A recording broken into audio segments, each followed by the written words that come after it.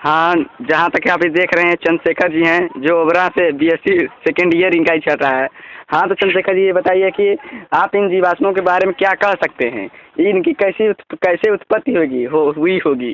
जी हाँ, मुझे जहाँ तक जानकारी है, जहाँ तक मैं पढ़ा हुआ हूँ किताबों से, आप देख पा रहे हैं बिल्कुल ये पौधे जो किसी काल में जीवित थे पर अब जीवाश्म के रूप में मतलब चट्टान के रूप में देखने को मिल रहे हैं।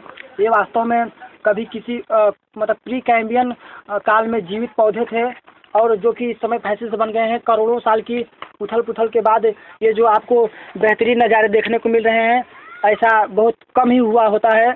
और ये दुनिया का सबसे पहला फैसिल्स है जो कि 1400 लाख पुराना फैसिल्स है। यहाँ पे पौधों के ये जो विचित्र विचित्र तरह के तने हैं जो कि बिल्कुल चट्टान बन गए हैं। और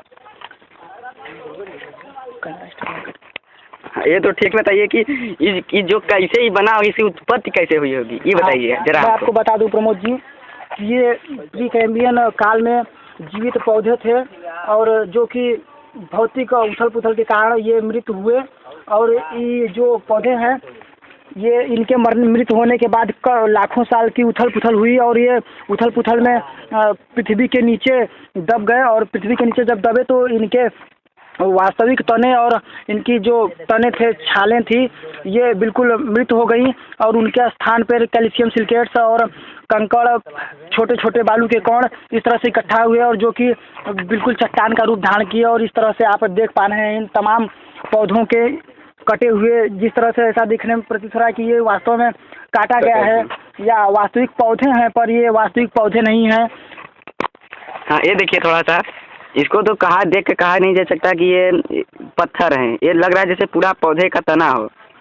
मैं प्रमोद जी आपको बता दूं कि ये जो आप देख रहे हैं बिल्कुल ठोस है। आप देख सकते हैं, देखिए इस तरह से आवाज़ें आ रही हैं इसमें। ये बिल्कुल चट्टान बन गया है जो कि किसी काल में जीवित पौधा था और इस समय नहीं है।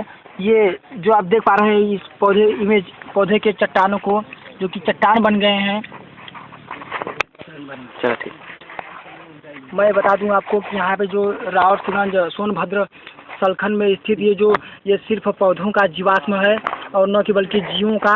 यहाँ पर ये इस तरह के पौधे आदिकाल में जीवित थे जो कि इस समय नहीं है। और यहाँ पे इनके स्थान पे जैसे समुद्र में और रेत नदियों के मुहानों पर दब जाने के कारण करोड़ों साल की उथल पुथल के कारण इस तरह से जीवाश्म देखने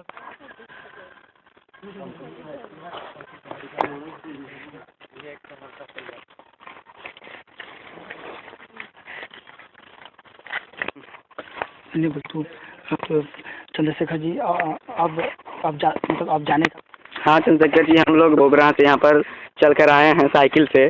आप थोड़ा सा अब जाने का वक्त समय हो रहा है, आप थोड़ा सा ये बता दीजिए कि ये आखिर में यहाँ आपको देख कर कैसे क्या प्रतीत हो रहा है, आप इसे देख कर क्या कह सकते हैं। Yes, I can tell you that I have no believe this image. That's how to make that fossils.